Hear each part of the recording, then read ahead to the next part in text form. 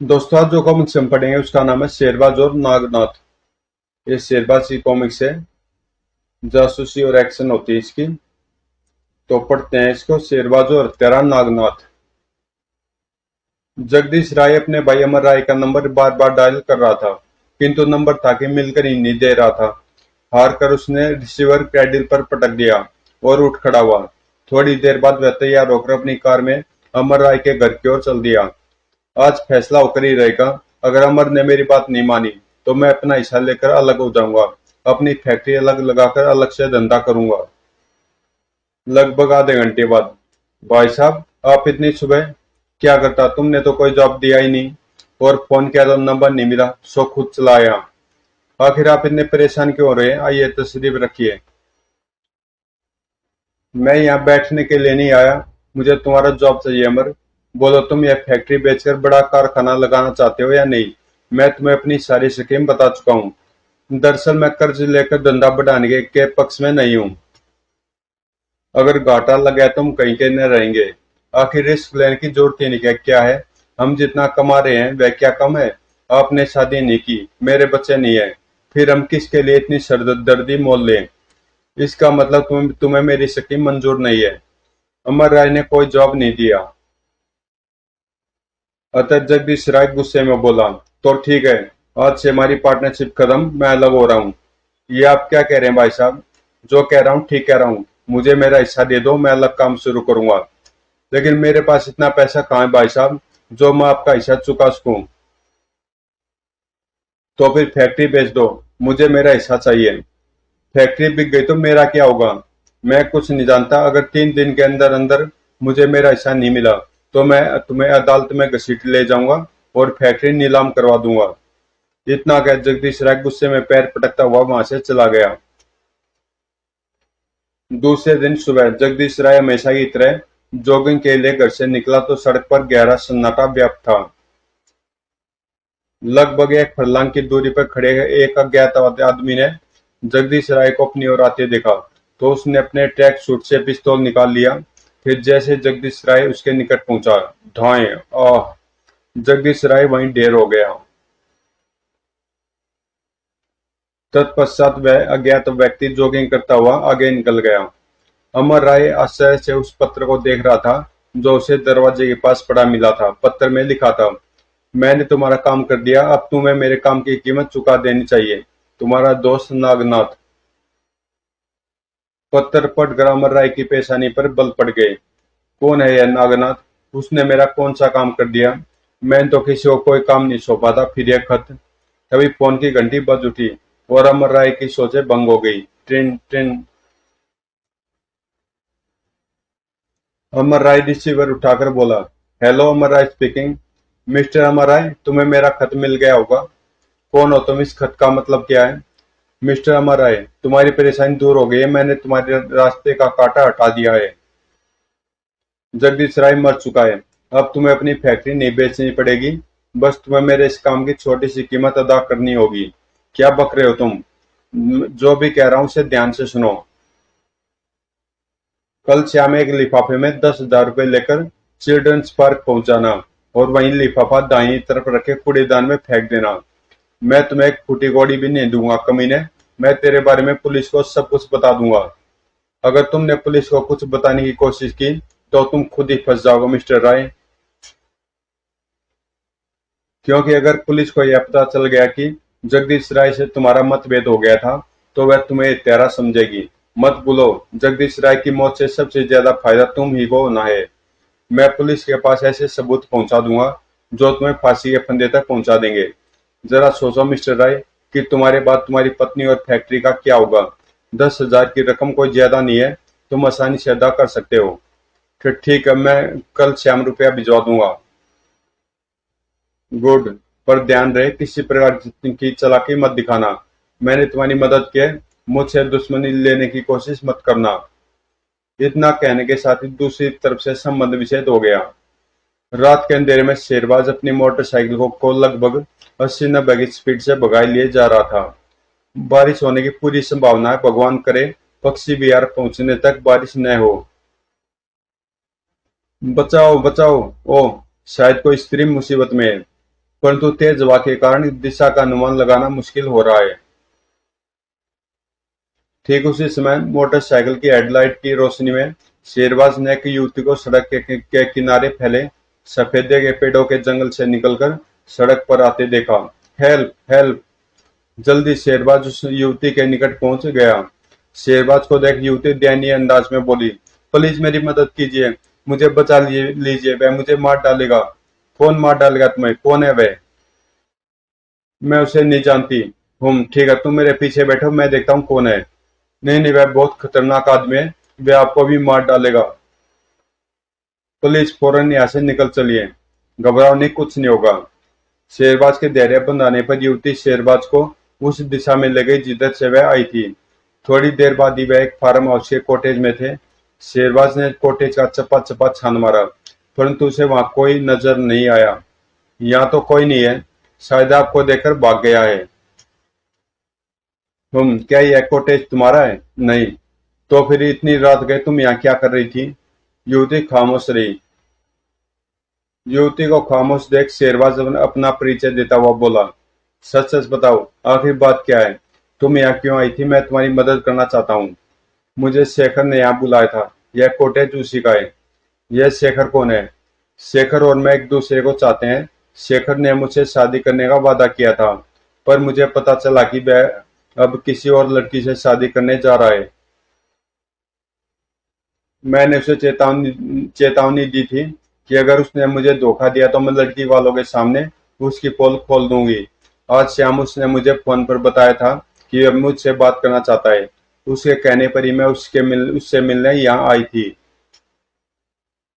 लेकिन जब मैं यहाँ पहुंची तो शेखर मुझे नहीं मिला। लगता है शेखर अभी नहीं पहुंचा है।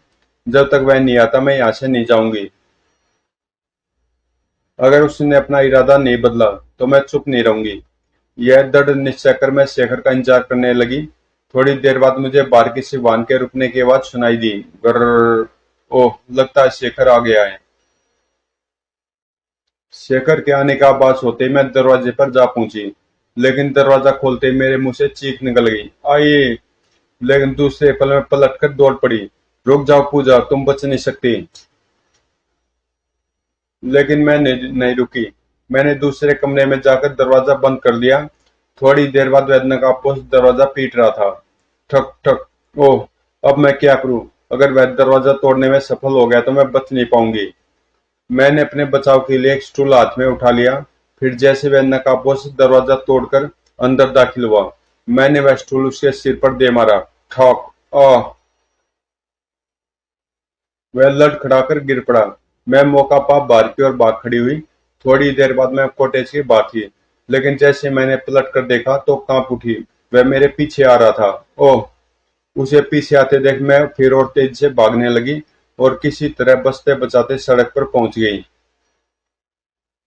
अगर आप मुझे न मिलते तो अब वह आज मुझे जिंदा नहीं छोड़ता।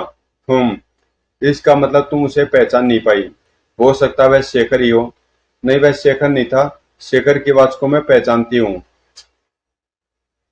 तो फिर तुम्हें रास्ते से हटाने के लिए शेखर ने उसे यहाँ भेजा होगा। मैं सोच भी नहीं सकती थी कि शेखर इस हद तक गिर सकता है। मैं उसे कभी माफ नहीं करूंगी। वो रो नहीं पूजा। शेखर को अपने किए का दंड जरूर मिलेगा। तुम्हें उसके खिलाफ रिपोर्ट लिखवानी होगी। तत्पश्चात पुलिस हम उससे निपट लेगी। वह पैसे वाला पैसे देकर पुलिस का मुंह बंद कर देगा। ऐसा हरगिज नहीं होगा। कल सुबह मैं खुद तुम्हारे साथ पुलिस स्टेशन जाऊंगा। आज की रात तुम मेरे संरक्षण में मेरे घर में रहोगी। वहां तुम्हें कोई खतरा नहीं है। ठीक है, जैसा आप उचित समझे। मेरी तो कुछ समझ में नहीं आ रहा है। तत्पश्चात पूजा को अपनी मोटरसाइकिल पर बिठा कर शेरबाज पक्षी विहार की ओर चल पड़ा। सुबह शेरबाज जल्दी नहा धोकर तैयार हो गया।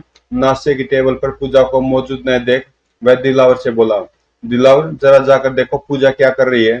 अच्छा, कहकर दिलावर चला गया।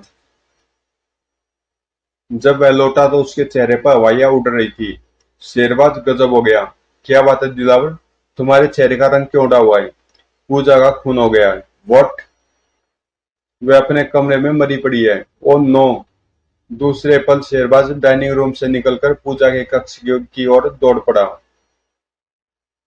पूजा के कमरे में कदम रखते ही शेरबाज के पैर फर्श से चिपक गए। Oh my God!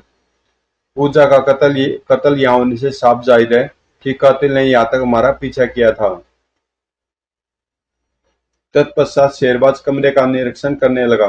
कमरे में कीचड़ से सने कदमों के निशान साफ नजर आ रहे थे। कल रात बारिश हुई थी, कातिल जरूर खिड़की के रास्ते ही कमरे में दाखिल हुआ होगा। शेरबाज तुरंत खिड़की के निकट पहुंच गया। उसका शक ठीक निकला, बाहर कदमों के निशान मौजूद थे। तब शेरबाज पलटकर दिलावर से बोला, दिलावर, पुलिस को वारदात की खबर कर दो। लेकिन यह चक्कर क्या है शेरबाज? यह मैं तुम्हें बाद में बताऊंगा, फिलहाल तुम यहाँ की कार्रवाई निपटाओ, मैं शेखर से मिलकर आता हूँ। इतना कहने के बाद शेरबाज वहां नहीं रुका। डोरबेल की आवाज सुन नौकर ने बंगले का द्वार खोला तो सामने के अपरिचित को खड़े देख बोल उठा, आप कौन और आपको किससे मिलना है? क्या शेखर बाबू घर पर हैं? हाँ है, पर इस समय वे किसी से नहीं मिल सकते। उनसे जाकर कहो कि शेरबाज आया है। अगर वह अभी और इसी वक्त मुझसे नहीं मिले तो पुलिस आएगी और हथकड़ी लगाकर उन्हें ले जाएगी। शेरबाज का नाम और चेतावनी सुन नौकर तुरंत उसे ड्राइंग रूम में ले गया और बोला, आप बैठे, मैं साहब को खबर करता हूँ। ओम। तत्पश्चात नौकर सीढ़ियां चढ़ता हुआ शेरबाज की नजरों से ओझल हो गया। जल्दी वह लौट आया और शेरबाज को शेखर के कमरे में ले गया। तब नौकर को वापस भेज शेरबाज ने कमरे का दरवाजा बंद कर दिया। फिर वह जैसे शेखर की तरफ मुड़ा, शेखर घबराकर बोल उठा, मैंने पूजा का खून नहीं किया, मैं निर्दोष हूँ। फिर तुम यह कैसे जान गए कि पूजा का खून हो चुका है? शेरबाज का प्रश्न सुन शेखर के चेहरे का रंग उड़ गया। शेखर ने कोई जवाब नहीं दिया। शेखर को खामोश देख शेरबाज कड़क कर बोला, पूजा ने मुझे सब कुछ बता दिया था शेखर। तुम उस मासूम के कत्ल के इल्जाम से बरी नहीं हो सकते। तुम्हारे पैरों के निशान पक्षी विहार के कमरे में मौजूद है। मैं सच कह रहा हूं। मैं क्या यह सच नहीं कि तुम पूजा के प्रेम को ठुकराकर दूसरी लड़की से शादी करने वाले थे? यह मेरे डैडी की मर्जी थी, मेरी नहीं। पर पूजा मुझे गलत समझ बैठी। तो फिर पूजा दोबारा तुम्हारी धमकी खोल दिए जाने की धमकी देने के बाद तुमने पूजा को अपने कॉटेज में आने के लिए फोन क्यों किया? मैंने पूजा को कोई फोन नहीं किया। बकते हो तुम। अगर तुमने फोन नहीं किया था तो क्या पूजा को सपना आया था? वह तुमसे मिलने तुम्हारे फार्म हाउस पर कैसे पहुंच गई? यह काम जरूर उसी आदमी का है। कौन आदमी?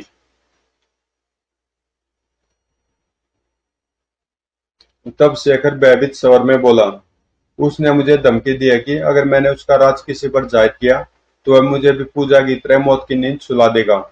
अगर तुमने सच्चाई बयान नहीं की तो कानून तुम्हें नहीं बख्शेगा। पूजा के कत्ल के अपराध में तुम्हें फांसी जरूर हो जाएगी। नहीं, मैं निर्दोष हूँ, मुझे बचा लीजिए, मैं आपको सब कुछ बता दूंगा। पर वादा कीजिए आप किसी को कुछ नहीं बताएंगे। मैं वादा करता हूँ, जब तक पूजा का कातिल पकड़ा नहीं जाता मैं अपनी जुबान बंद रखूंगा। तब शेखर सच्चाई बयान करते हुए बोला, आज सुबह मुझे हत्यारे का एक पत्थर दरवाजे के पास पड़ा मिला, जिसमें लिखा था कि उसने पूजा को मेरे रास्ते से हटा दिया है। अब मैं अपने पिता की इच्छा के मुताबिक शादी कर सकता हूँ। बस मुझे उसके काम की छोटी सी कीमत चुकानी होगी। पत्थर मिलने के थोड़ी देर बाद उसका फोन भी आ गया। फोन पर उसने मुझसे 10,000 रुपए की मांग की और यह भी बताया कि मुझे रुपया कहाँ पहुंचाना है। वह पत्थर तो तुम्हारे पास होगा? हाँ। शेखर ने हत्यारे का खत निकालकर शेरबाज के हाथ में थमा दिया। पत्थर की बात पढ़कर शेरबाज की पेशानी पर सलवटें उभर आई। वह बोला, तुम्हें रुपया कब और कहाँ पहुंचाना होगा? मुझे वह रुपया एक बैग में रखकर ठीक 11 बजे सोफी कॉम्प्लेक्स की पार्किंग में खड़ी एक कार की खुली डिक्की में रखकर आने की हिदायत दी गई है। ठीक है, तुम्हें जैसा कहा गया है वैसा ही करो। अगर तुम्हारा बयान सच साबित हुआ तो वह कातिल हमारी पकड़ में आ जाएगा और तुम पूजा के कत्ल के इल्जाम से बच जाओगे। जी।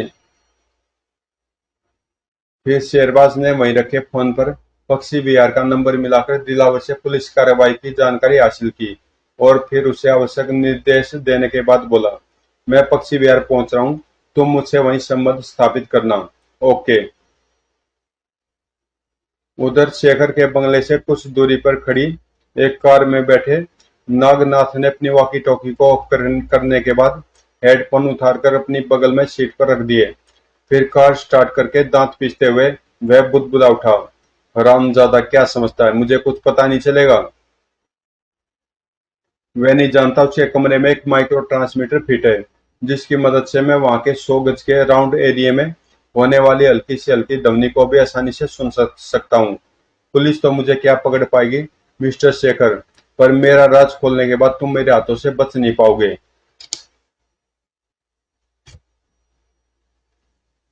उधर शेरबाज पक्षी विहार में बैठा दिलावर के फोन की प्रतीक्षा कर रहा था। ठीक 11:30 बजे फोन की घंटी बज उठी। शेरबाज ने रिसीवर उठा लिया और कान से लगाते हुए बोला, हेलो शेरबाज स्पीकिंग। शेरबाज, शेखर को रुपया रख कर गए आधे घंटे का समय गुजर गया है, लेकिन अभी तक रुपया उठाने कोई नहीं आया। मुझे सगा कहीं शेखर ने समय गुजारने के लिए तुम्हारे सामने कोई काल्पनिक कहानी गढ़ न दी हो। ओ तुम वही ठहरो, मैं शेखर को चेक करता हूँ। इतना कह शेरबाज रिसीवर क्रेडिल पर रखते हुए उठ खड़ा हुआ। थोड़ी देर बाद वह अपनी मोटरसाइकिल पर सवार हो हवा से बातें कर रहा था। मुझे शेखर को अपनी निगरानी में रखना चाहिए था, कहीं वह फरार न हो गया हो। तभी सामने 4 मोटरसाइकिल सवारों को अपनी ओर आते देख शेरबाज की सोच भंग हो गई। ओह, इनके इरादे नेक नजर नहीं आ रहे। वह सतर्क हो गया। फिर जैसे मोटरसाइकिल सवार उसके निकट पहुंचे, शेरबाज ने मोटरसाइकिल उनके ऊपर से जंप करा दी। फिर मोटरसाइकिल के पहिए सड़क पर टिकते द्रुत गति से तोड़ पड़े, परंतु चारों मोटरसाइकिल सवार भी कुशल चालक थे। उन्होंने अपनी मोटरसाइकिल का रुख मोड़ा और शेरबाज के पीछे लग गए। जल्दी एक सवार शेरबाज के बगल में जा पहुंचा। उसने अपने हाथ में थमी जंजीर से शेरबाज पर वार किया, लेकिन शेरबाज सतर्क था। स्विस। दोस्तों, यहाँ पे मैं इसका पार्ट 1 कर रहा हूँ। इससे आगे की स्टोरी हम पढ़ेंगे शेरबाज और नागनाथ पार्ट 2 में, जो आपको 1 घंटे के बाद मिल जाएगा। तो मिलते हैं इसके पार्ट 2 में, शेरबाज और नागनाथ पार्ट 2।